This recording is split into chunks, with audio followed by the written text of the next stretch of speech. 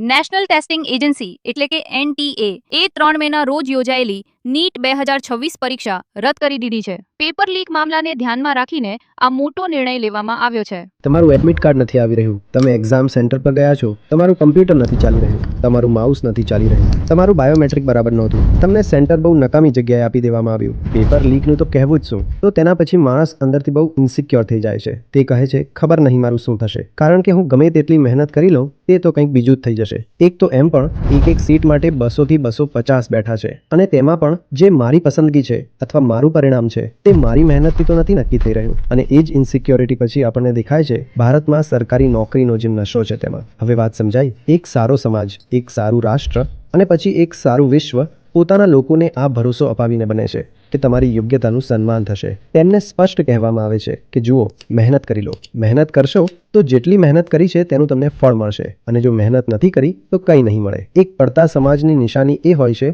કે જેમણે કંઈ નથી કરી રાખ્યું હતું તેમાં તેમને પણ ઘણું બધું મળી રહ્યું હોય છે.